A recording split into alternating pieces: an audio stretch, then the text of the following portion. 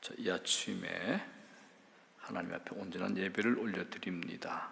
자, 오늘 하나님께서 저희들에게 주실 은혜를 기대하며 함께 찬양합니다.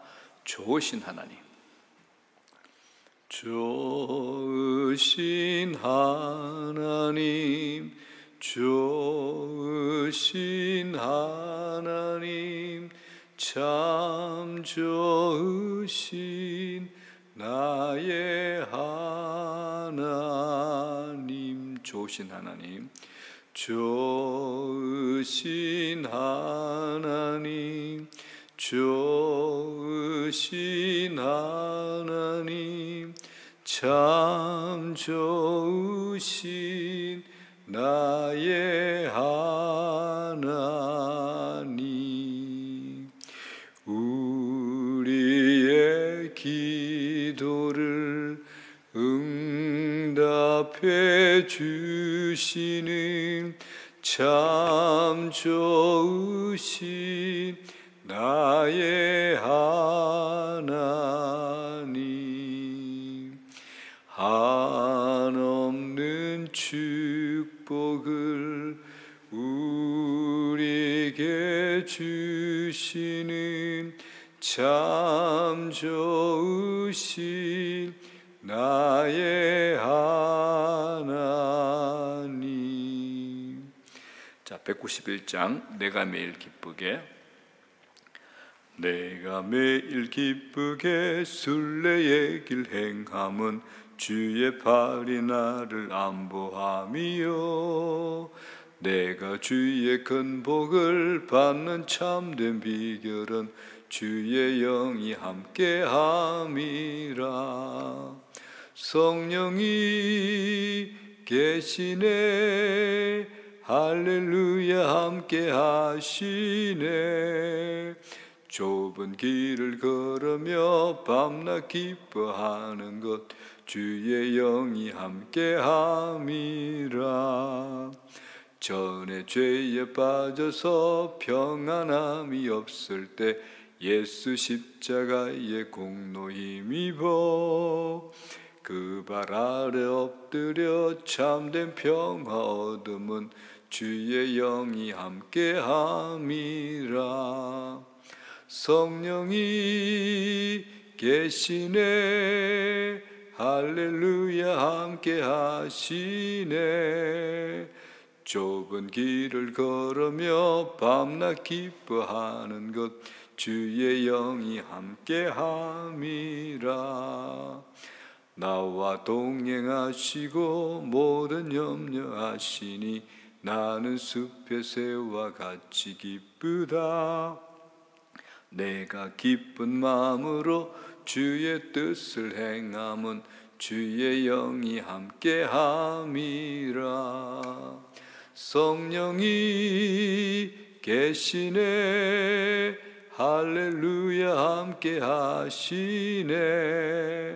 좁은 길을 걸으며 밤낮 기뻐하는 것 주의 영이 함께함이라. 세상 모든 욕망과 나의 모든 정욕은 십자가에 이미 못을 박았네. 어두운 밤이 지나고 무거운 짐 벗으니 주의 영이 함께함이라. 성령이 계시네, 할렐루야 함께 하시네. 좁은 길을 걸으며 밤낮 기뻐하는 것 주의 영이 함께함이라. 아멘.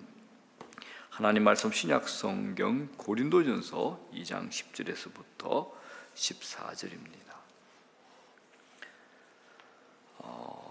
성령에 대해서 궁금해 하시는 분들은 이 말씀은 꼭 잊지 않고 반복해서 묵상하고 되새김질하면 좋겠습니다.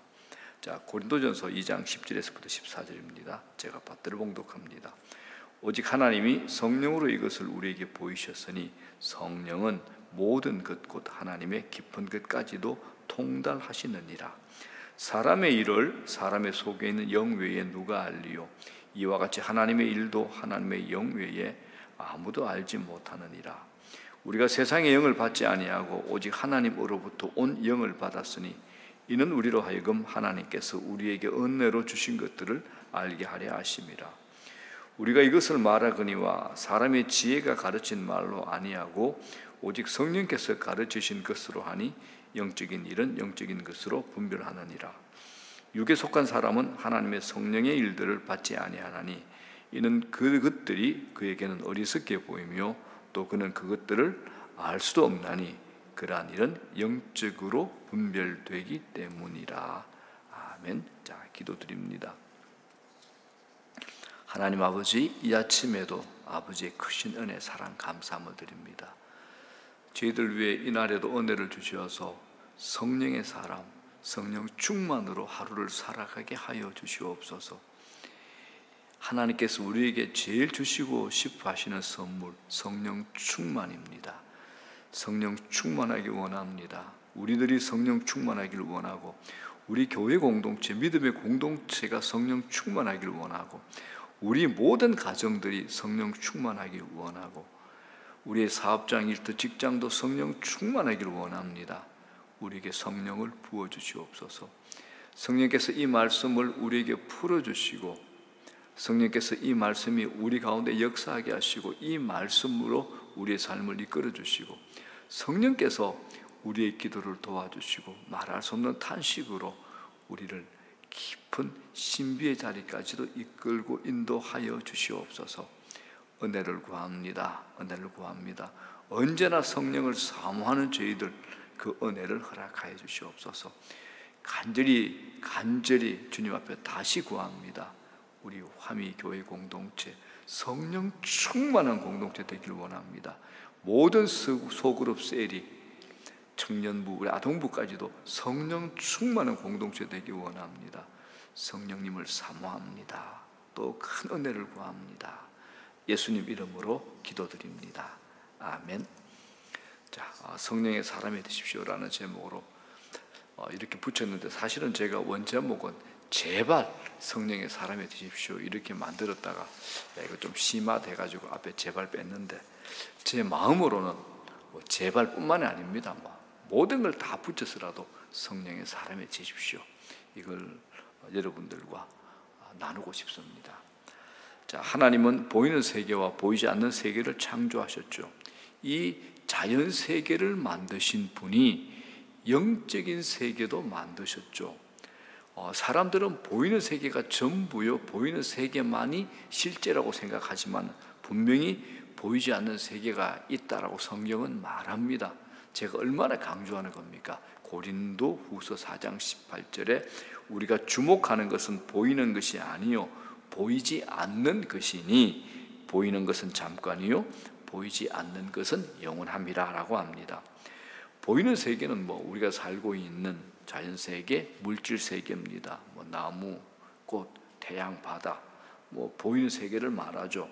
반면에 보이지 않는 세계가 분명히 있습니다. 보통 사람들이 보이지 않는 세계라 그러면 고개를 끄덕입니다. 그걸 어떻게 생각하냐 그러면 관념, 추상적인 세계로 이해하려고 그럽니다. 그런데 그렇지 않습니다. 그 세계는 우리 눈에 보이지 않지만 보이는 만큼 실제적인 세계입니다. 그곳에는 가브리엘 천사도 있고 미가엘 천사도 있고 그룹들과 스랍들이 있습니다. 뿐만 아니죠. 사탄 마귀도 있습니다. 무엇보다도 우리 하나님, 거룩한 성삼위 하나님 보좌가 있습니다. 만약에 보이는 세계가 전부라면 우리 하나님은 어디 계실까요? 하나님은 영이시잖아요. 하나님은 영적인 세계에 계신다는 겁니다. 보이는 세계의 모든 것에는 유효기간이 있죠. 우리 건물 유효기간이 있잖아요. 심지어 우리 사람도 다 유효기간이 있습니다. 시간이 지나면 썩 없어집니다. 그러나 보이지 않는 세계는 유효기간이 없습니다. 썩지도 소멸하지도 않습니다. 보이지 않는 세계는 영원합니다. 자, 그렇다면 어느 것이 더 본질적인 세계일까요? 우리는 예수를 영접하는 순간 영으로 거듭납니다. 거듭난 크리스찬들의 깊은 곳에는 성령께서 거하십니다. 따라서 크리스찬은 보이는 세계에만 속한 육적인 존재가 아니라 보이지 않는 세계에도 속한 영적인 존재입니다. 우리는 두 세계 모두에 속한 존재입니다. 육을 움직여서 보이는 세계를 살아갈 수 있듯이 우리는 영을 움직이면 보이지 않는 세계, 영적인 세계를 살아갈 수 있습니다. 이게 이제 우리 크리스찬의 삶이죠. 이게 기독교 교리를 중점적으로 다루고 있는 로마서, 에베소서, 오늘 본문 고린도서 같은 바울 서신 전체에 반복되는 내용입니다. 공이 날아온다라고 말하는 것하고 진짜 공이 날아오는 건 다르죠. 진짜 공이 날아오는 것은 실제이기 때문에 임팩트가 있습니다. 이것처럼 영도 실체이기 때문에 능력이 있습니다. 그래서 영을 따라 사는 사람에게는 임팩트가 있습니다.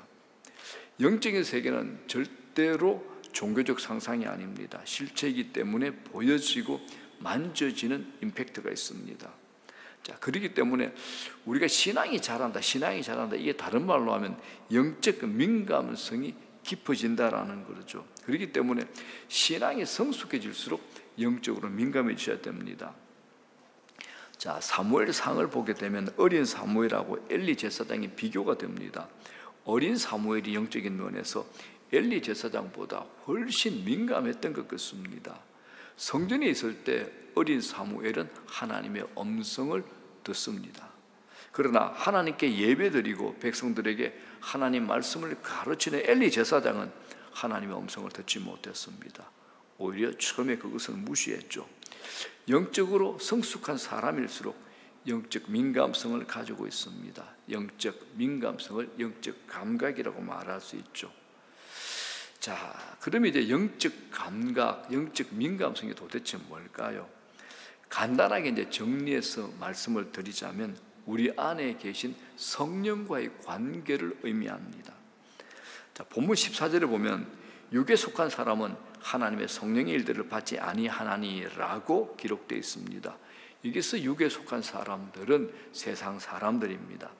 세상 사람들은 영적인 감각이 전혀 없죠. 그래서 성령이 하시는 일을 전혀 알 수 없습니다.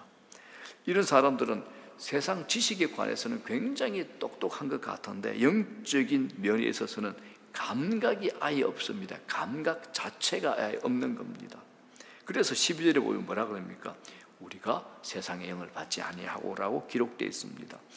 우리는 세상의 영을 받지 않았습니다. 우리는 뭘 받았나요? 성령을 받았습니다. 거룩한 삼위 하나님 중에서 삼위이신 성령 하나님을 받았죠. 그렇기 때문에 우리는 세상 사람들과 다릅니다. 다른 영을 받았기 때문입니다. 신앙생활은 겉의 문제가 아니라 영의 문제입니다. 영이 다르면 생각하는 것이 다르고 나아가는 길이 다릅니다. 신천지 같은 이단들의 꾀임을 많은 사람들이 걱정하죠.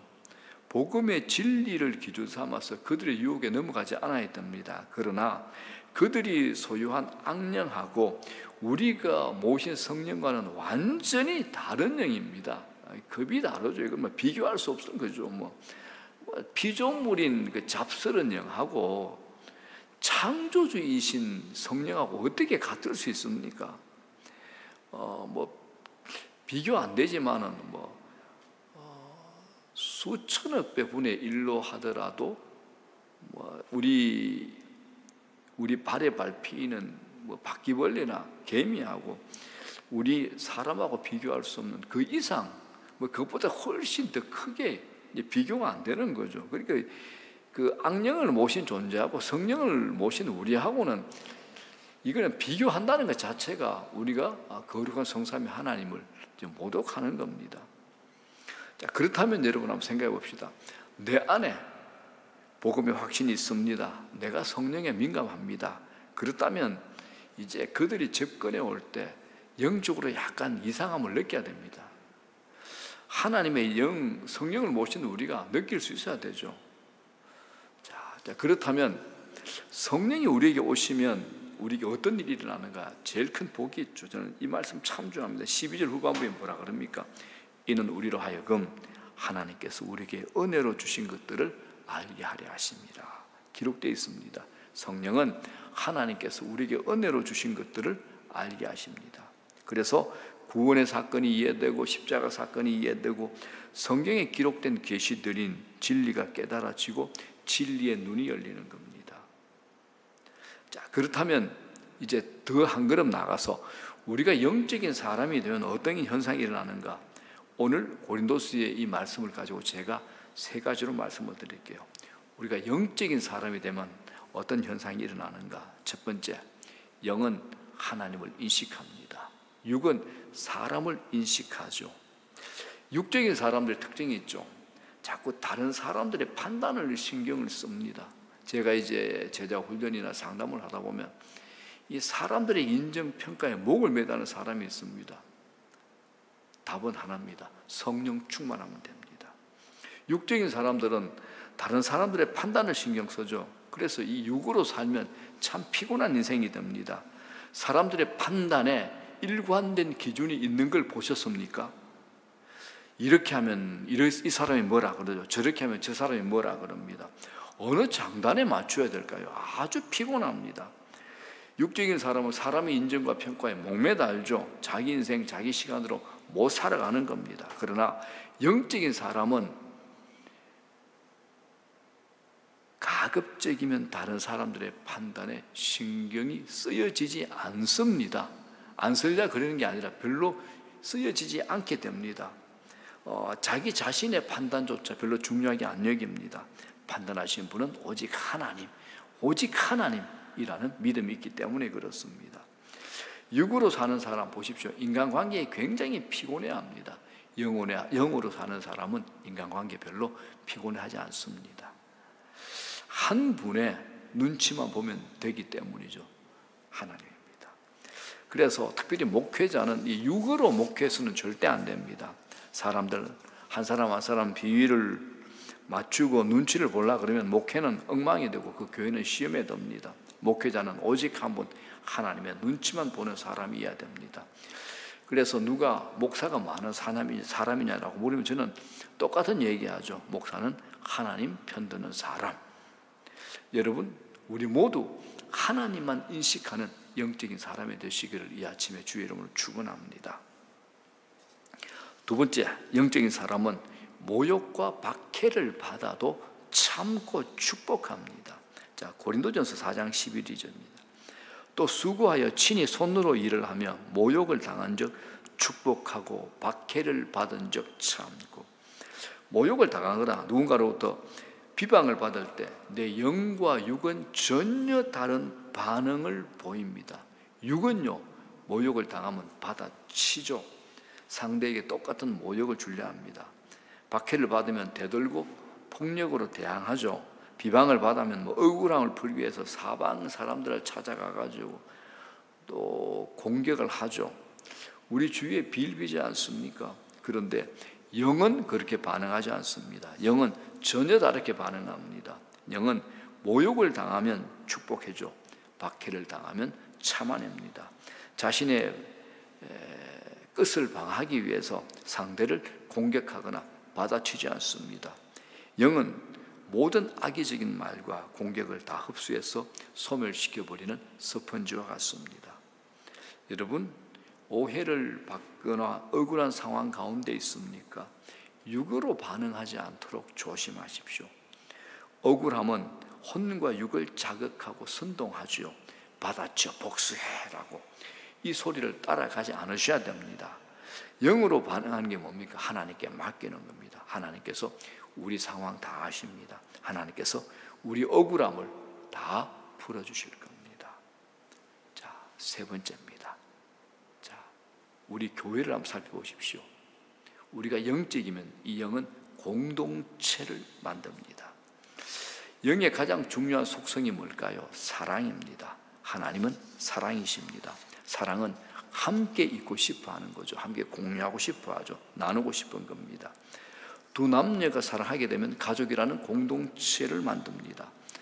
가족이라는 공동체가 만들어지면 사랑 속에서 자녀를 낳습니다. 공동체가 확장이 되는 거죠. 이런 영의 속성으로 인해 가지고 영은 반드시 공동체를 만듭니다. 사도행전의 오순절 성령 강림 사건을 생각해 보십시오. 역사상 가장 크게 하늘이 열리고 엄청난 카이로스의 시공간이 이 땅에 크로노스의 세상으로 쏟아져 들어오죠.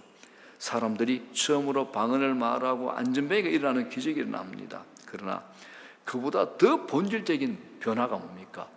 교회라는 공동체가 만들어진 겁니다. 공동체는 가장 중요한 영적 실체 중에 하나입니다. 그렇기 때문에 우리가 추구하는 영성이 영적 세계에 속한 것이라면 반드시 공동체에 속하셔야 됩니다. 신앙 안에서 삶을 나누고 사랑하며 기도하는 사람들의 관계 속에 있어야 된다는 겁니다. 참된 영성은 공동체의 모습으로 드러납니다. 자, 이제 말씀 정리합니다. 우리는 성령 없이는 한순간도 살 수 없습니다. 성령의 충만 가운데 살아가시기를 우리 주 예수 그리스도 이름으로 축원합니다. 신앙은 성령이 함께 하지 않으면 불가능합니다. 성령과 친밀한 삶을 살기를 축원합니다. 영적으로 무감각하지 않도록 유의하십시오. 성령이 이끌어 가실 때 성령의 주도하심에 온전히 순종하시기 바랍니다. 그때 성령은 우리 삶에 가장 복되고 풍성하고 강력하고 아름답게 역사하실 겁니다. 우리 안에 영적 무감각, 영적 둔감이 있다면 성령이 깨워주셔서 우리의 눈과 귀가 열리고 영이 활짝 열려서 성령께 민감하게 반응할 수 있기를 바랍니다. 성령의 세미한 음성을 들려주시고 기름 부으셔서 하나님 손에 붙잡혀 살아가는 영이 되게 하여 주시옵소서라고 기도하시기를 바랍니다. 오늘도 성령 충만하시고 매일매일 성령 충만하시고 여러분들이 가정 또 우리 교회 각자 섬기는 교회가 성령 충만한 공동체가 되게 해달라고 기도해 주십시오. 제가 첫 번째 하는 기도가 바로 우리 교회 공동체가 성령 충만하고 모든 셀이 성령 충만하고 우리 모든 가정들이 다 성령 충만하고 우리가 소속되어 있는 일터, 사업장, 직장이 성령 충만하기를 제가 제일 먼저 기도합니다. 우리 교회, 우리 모두가 대한민국의 모든 교회 가족들이 성령 충만할 수 있는 그런 갈망, 그런 사모함이 있기를 주 예수 그리스도 이름으로 축복합니다. 주기도문으로 마치겠습니다. 하늘에 계신 우리 아버지, 이름이 거룩히 여김을 받으시오며 나라의 마옵시며 뜻이 하늘에서 이루어진 것 같이 땅에서도 이루어지이다. 오늘날 우리에게 일용할 양식을 주시옵고 우리가 우리에게 죄진 자를 사하여 준 것 같이 우리 죄를 사하여 주시옵고 우리를 시험에 들지 말게 하옵시며 다만 악에서 구하시옵소서. 대개 나라와 권세와 영광이 아버지께 영원히 싸움나이다. 아멘, 아멘, 아멘. 자, 오늘도 은혜 넘치는 성령의 이끄심이 있는 그런 기도해 주시고 오늘 하루뿐만 아니라 평생 성령을 사모하고 성령 충만한 인생 되게 해달라고 기도하시면 좋겠습니다.